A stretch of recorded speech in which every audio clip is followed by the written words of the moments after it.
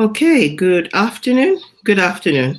I'm going to do a quick check of my tech to make sure that everything is working as it should before I kick off this session today of Inspiration to Achieve. And again, I'm hoping, looking straight at the screen, that I'm looking right at you because I want to look right at you. As you might notice, I don't have my glasses, so that might impact on how I'm seeing the screen or how I'm looking at the screen, and just making sure that everything works as it should.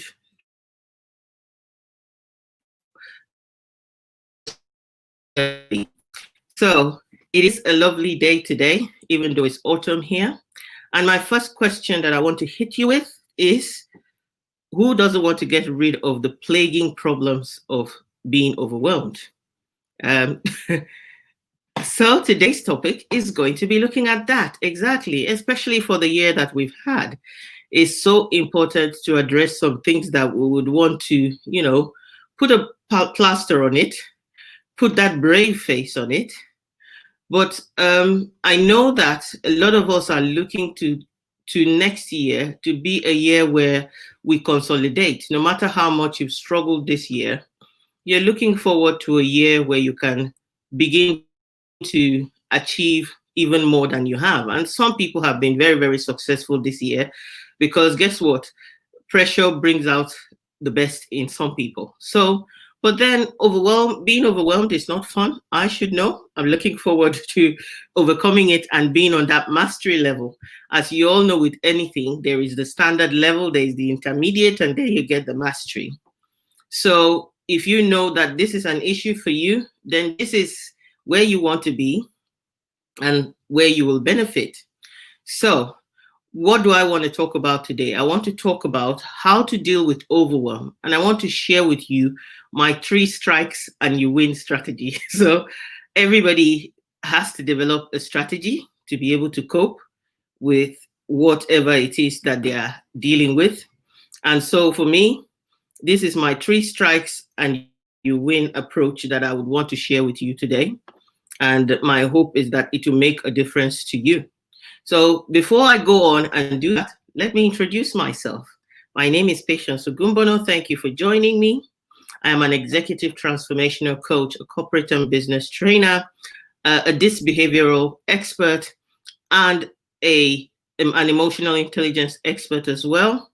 And I'm an inspirational speaker and author.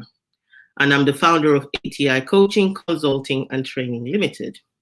My very big passion is in helping introverted women, both in the professional capacity or entrepreneurial women, to be able to achieve tenacity by overcoming limiting beliefs and gaining capability to achieve high performance.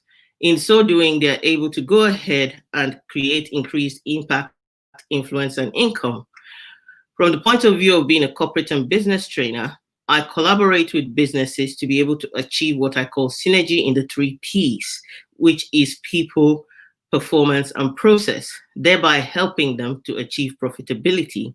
And in doing this, I provide training on leadership, communication, team dynamics, employee engagement. I also provide training on inclusion and diversity. How do you make sure that everybody in the team matters and that you include them for the columnist of your organization and for that profitability to happen? So that is what I do.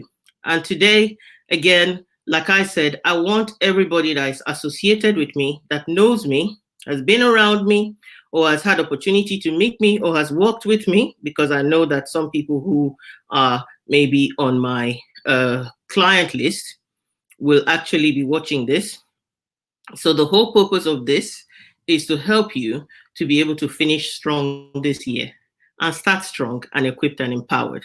So we're talking about overwhelm. And I asked the question, who doesn't want to get rid of being the plaguing feeling overwhelmed? And who hasn't felt overwhelmed once or twice in their life? I can say tick, tick, all for me. So What are the things I'll be talking about? The first is understanding what causes overwhelm. We shall look at that. We shall look at how to devise a plan of action to conquer it. And we shall talk about my own process as well of how that works. Hi, James. Thank you so much. It's nice to see you there on Facebook. I'm not sure about LinkedIn. So if anybody is on LinkedIn and can see me, feel free to make a comment. Okay. And I hope that the sound is okay. Just give me some feedback and let me know. Okay. So that would be great. So what do we want to talk about? The truth is there are different types of people. And I remember one phrase that I used to use when I worked, in London, in the city, in the financial services. And I used to say to my boss, and when it comes to overwhelm, we will handle it differently. And that means that, great, thanks, James. It's perfect, like that. So basically, because we're wired differently, we will address the whole overwhelm issue differently. So if you're the wiring that we have, like I said, I'm a DISC personality expert. The wiring that we have can make us very detail-oriented people who can cope with lots of volume of detail, lots of volumes of information, it could also be that you are somebody who can cope with lots of external stimulus. So in that case, overwhelm, your capacity will be higher than somebody who is not great with detail, is not great with volume of information, is more internally focused and doesn't cope very well with too much external stimulus. But the good news about it is there is the third set of people. And I find that I feel like I fall in this category because I have to tell you that one, being introverted, two, being a high detail person, I am very what you call high eye, bigger picture person. I meant to say not high detail. So I'm bigger picture person. I tend to get overwhelmed easily with too much detail. And so I can empathize.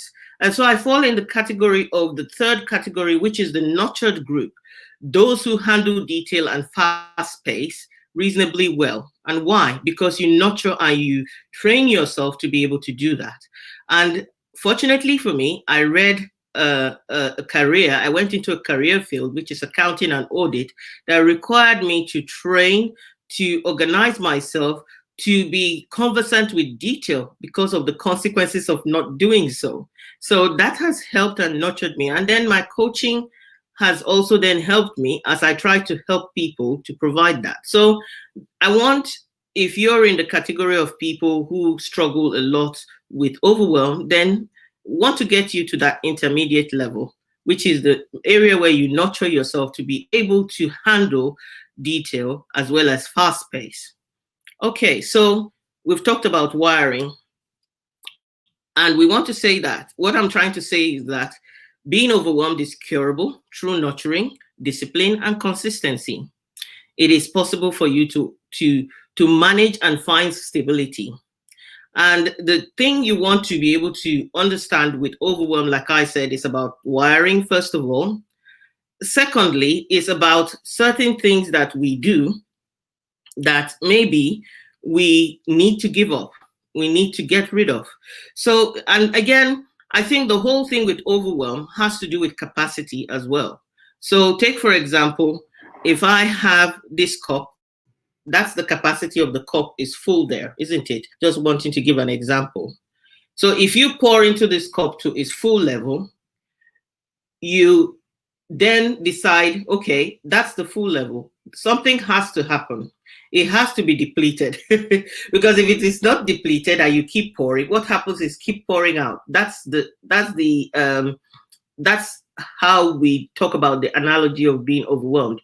It keeps pouring out, but it's not pouring out in a strategic way. So what you want to do is before you get to that capacity, you pour it out yourself, right? Where you pour it out yourself and you say, I never want to fill it up to the top. I want it to stay at this level.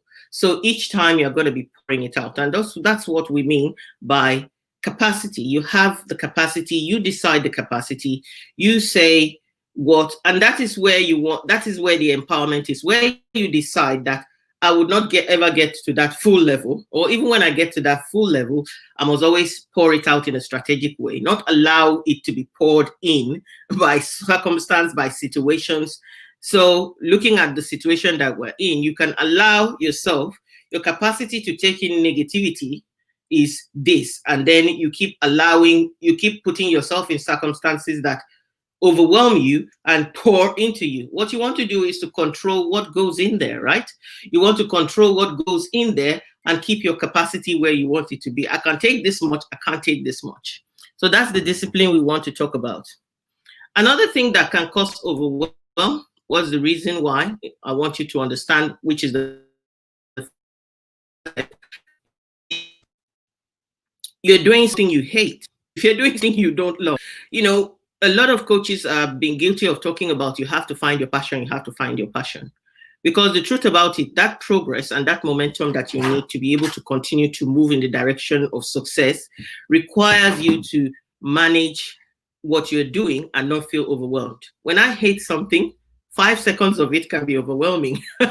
Okay? If I hate something, even the immediate exposure can already overwhelm me. Now, I have a relative who doesn't like seeing food. I want to give a good example of how overwhelm can also be looked at in a different way.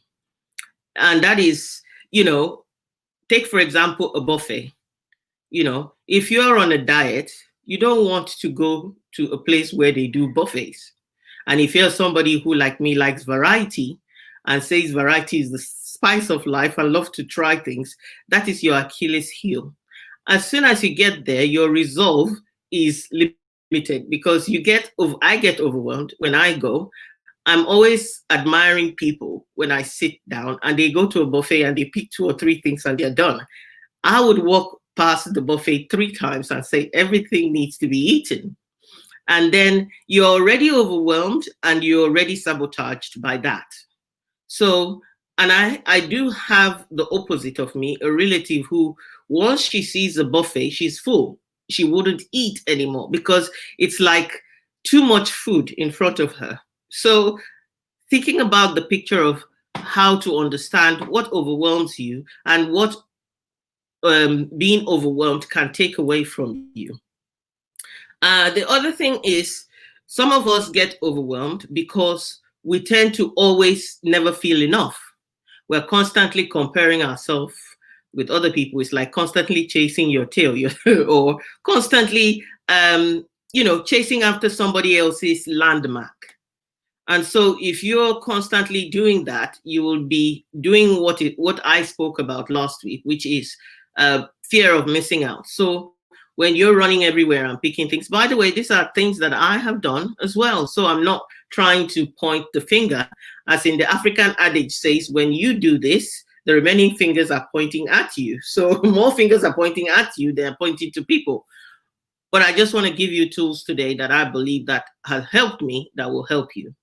So basically, you find yourself feeling that you have to do more and more and more and more to achieve the things you want to achieve without taking a step back, taking a breather, and doing what you need to do to succeed. So that in itself then becomes a mindset that you have to shift. And I talked about mindset last week. So you need to understand where your overwhelm is coming from. And also, if you're somebody who overthinks things, now this is for the introverted woman as well, because thinking is an introverted woman's superpower. What it can become, as we say in the DISC world, a strength overused becomes a weakness. So in that regard, by the time you are thinking of too many things, you just get overwhelmed by the detail that is coming at you. You get overwhelmed, you can't take anything in because the mind is already too full and analyzing, thinking about what is in there. So that can be a way that you can get overwhelmed. Also, it's about making a mountain out of a molehill. If you make something big out of something you should treat as small, it gets overwhelming and it holds you back. How about if you're already full to capacity in terms of one of the things that gets us overwhelmed is we're not in the right space as well. So if you're not in the right space where, take for example, you're somebody who holds on to grudges, onto unforgiveness, it's occupying the space, the brain space, the heart space that good things need to occupy in your life. So where you're trying to do things to be able to progress yourself, you find yourself being stuck. Why? Because you're holding on to so many things.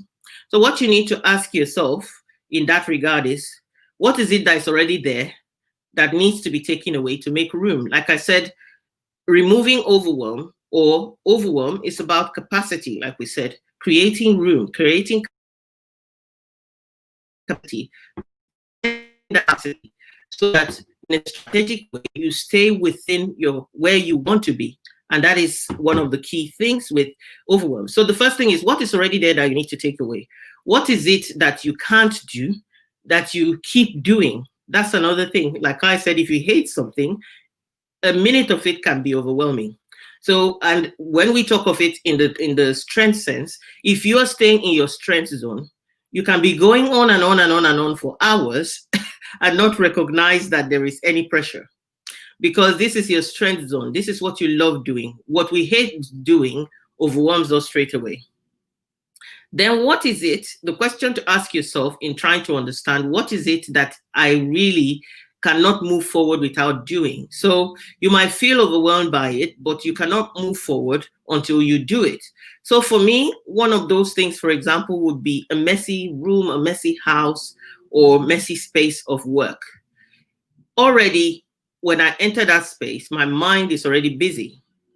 And I did share in a group session that I did recently, where I said that the way I see it, when I have a lot of computer tabs open, that already overwhelms me. Without my knowing, it's already sending something there to say, I'm going to overwhelm you. I'm going to definitely overwhelm you. I'm going to make sure that, and so psychologically, you're already getting to that overwhelmed space, because it feels like, for me, when that happens, that a lot of windows are open in my brain because I have too many tabs. And sometimes I carry on working. Then I recognize that that feeling is coming up. It's about working and living consciously, right? So I have to do something about that. So understanding what are the triggers for creating your overwhelm, that will help you. Is it things you don't like doing? Is it capacity that you need to create that you haven't created? Is it things that you need to organize before you feel like you have space and you let it go? So what does overwhelm look like? I've shared it a little bit, but want to share it. And I said that if you're holding on to things, the capacity, for example, to love is based on the capacity to create room in your heart to love. But if your heart is full of hurt and sadness, that overwhelms it, and it reduces your capacity to love. Like I said, if you look at overwhelm as removing your capacity to function, you want the correction to be about creating capacity in a strategic way so that you can handle what you need to handle to achieve what you need to achieve. Because a lot of people can say, oh, I feel overwhelmed. The truth about life is you need a certain amount of pressure to function in life, to find alignment, to move forward. A seed is planted in the ground. I talked about seed today. It needs to break through that ground. It needs to apply pressure to break through it. The darkness, it can allow the darkness to overwhelm it and stay on the ground or never grow, or it can push through with pressure to get through the ground to see the sunshine, because then it begins to get the support it needs from the chlorophyll, from everything else, not just being on the ground by itself. It now starts working with other elements to survive. So overwhelm can come from dissatisfaction. Dissatisfaction, like I said, if you're not happy with your life, you're not happy with what you're doing, if you're in a job that you hate, any moment spent there overwhelms you. So sometimes people define overwhelm as I'm doing too much. No, you might be doing just a little bit of something that you don't like, and that's enough. That's enough to overwhelm you because you don't like it. You don't want to be there. It's not using your potential to its full capability. And so you're doing it. On the other hand, is finding yourself in a career where you really feel like you want to do it to get you to that next level, but unfortunately, you haven't looked at the gaps to be able to fill those gaps, and you are in a hurry to get to that next level, so you think you wing it.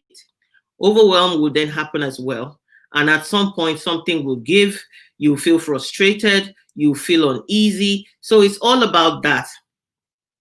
The other thing, what overwhelm looks like is you would be feeling that fear because you feel overwhelmed.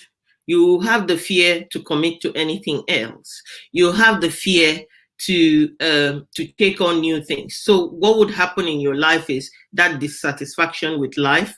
You have things that you want to go for, but you don't feel like you have the capacity. Yet you need to. And the other thing I recognize in myself and many people that I speak to, if you're highly driven, overwhelm can come to you easily. Why? Because you will find yourself in a mode of doing, a person who is constantly doing without being. And we're called to be human beings, not human doings. So at some point, you've got to say to yourself, I need to pause, I need to take a breather and be, and energize myself, re-energize myself to be able to get back to a state of doing effectively in an empowered way. Yeah. So I'm just checking the technology again in the middle because I don't know how it's doing on the platforms. Please feel free to share with me when you watch this in replay. Feel free to share with me the lessons that you're picking from it. And if you're joining me live, you get to join me live. Feel free to interact. Feel free to say hi. Feel free to give me any feedback just in case there are things that are not working as they should. As I can't see it, I'm actually streaming on Facebook and on LinkedIn, and my intention is to also upload this to YouTube at some point. So the other thing that causes overwhelm, or how overwhelm looks like, is when you don't have boundaries and you say yes to everything that comes your way. That means that you take on people's burdens, people's stresses, and is offloaded onto you, and you are not able to offload it back until you resolve it. And there is the concept in management that talks about the monkey on your shoulder. When I investigated and studied that a little bit, is why leadership is important. Is why having leadership skills is important, because suddenly you find yourself being overloaded and controlled by other people's deadlines, other people's struggles, rather than what you want to do. So that's important. So very quickly, again, overwhelm comes from overthinking, like I said. So very quickly, how do you deal with overwhelm? You need to give up to go up, as they say. So you need to give up to go up. If you're holding on to things that are causing overwhelm, the first thing to think about is give it up. Give up so that you can go up. Take a breather, take a pause, and look at what exactly your arrangements looks like. What exactly your life looks like. You need to take a pause, take a step back, stand in front of the mirror and take responsibility for what it is that is causing that overwhelm. That's the first step. So taking a break, taking a look, and reflecting and understanding, like I shared in the beginning, what is it?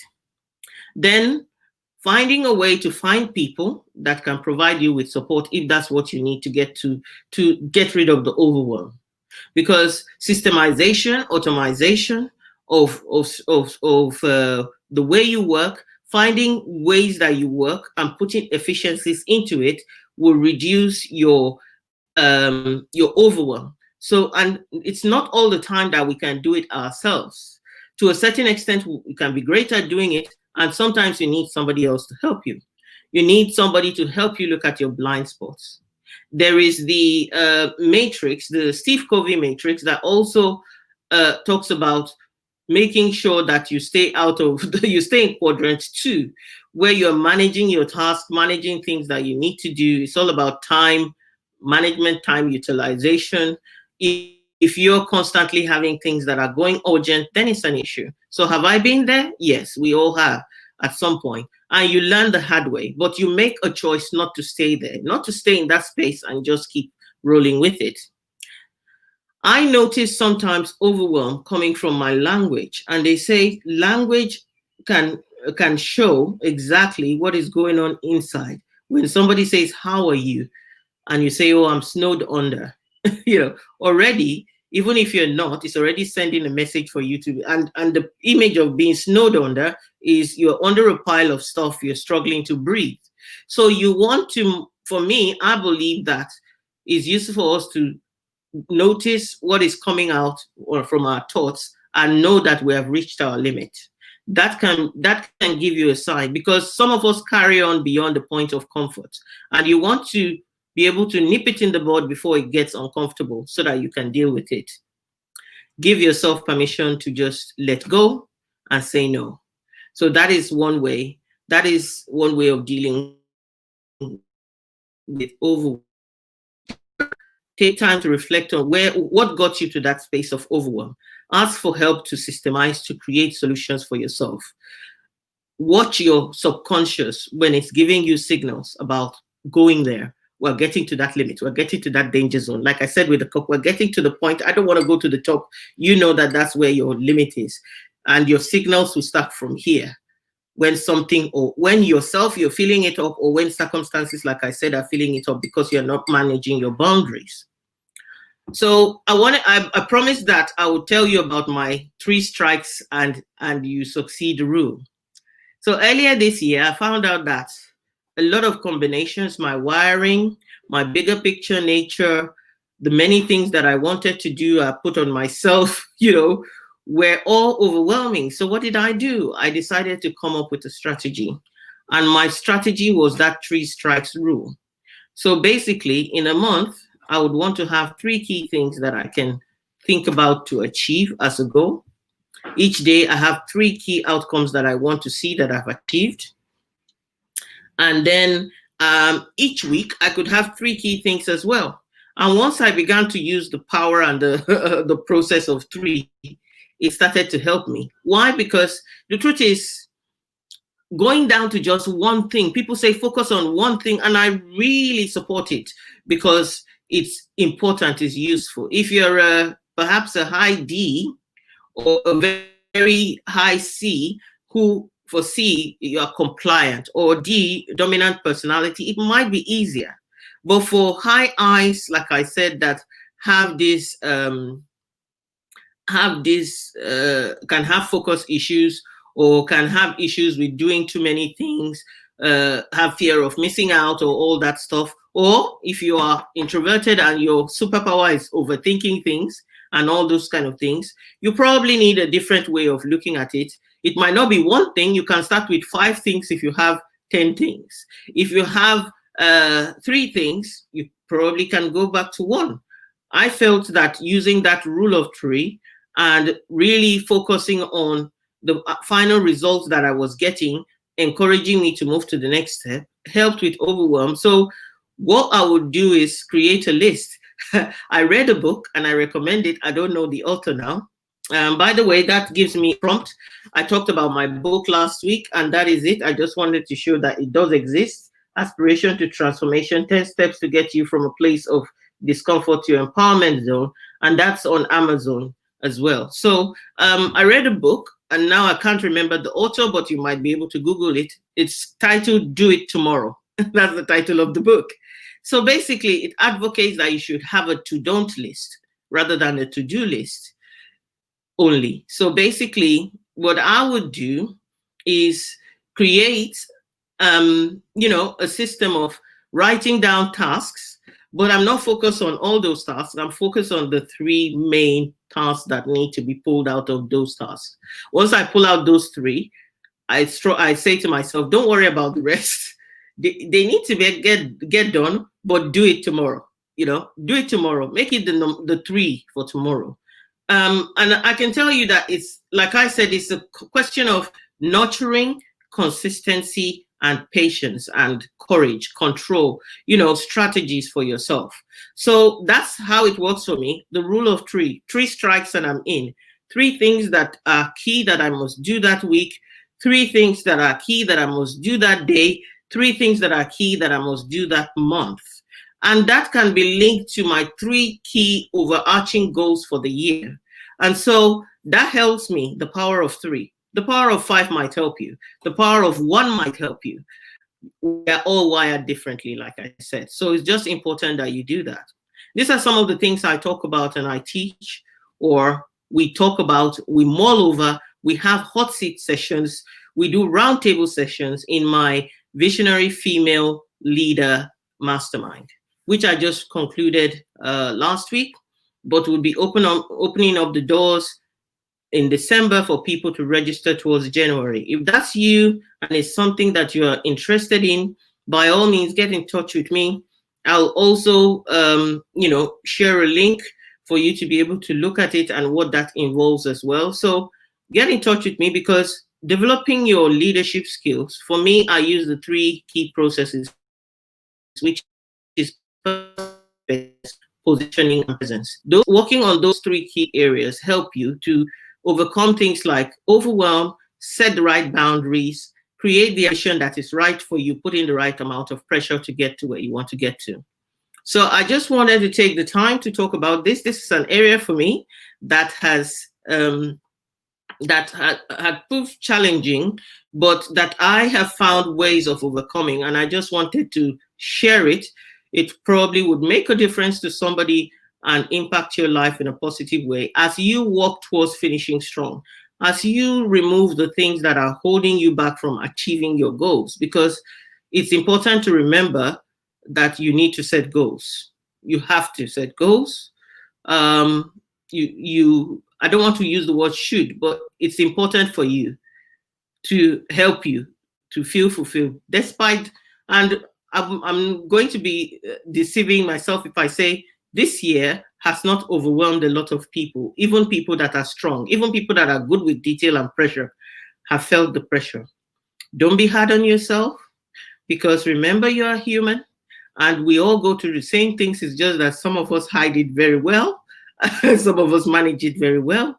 Some of us need support. Some of us are great at supporting people. Some of us get along with it and cope with it, and therefore we're candidates to support other people.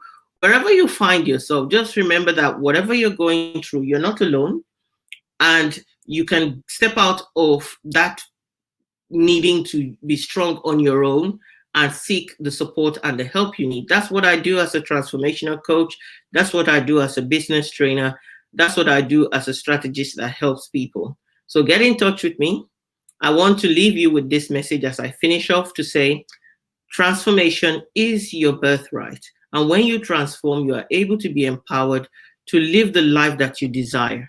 So take advantage of that opportunity to continue to evolve and transform and be the best person that you can be. Take care and God bless.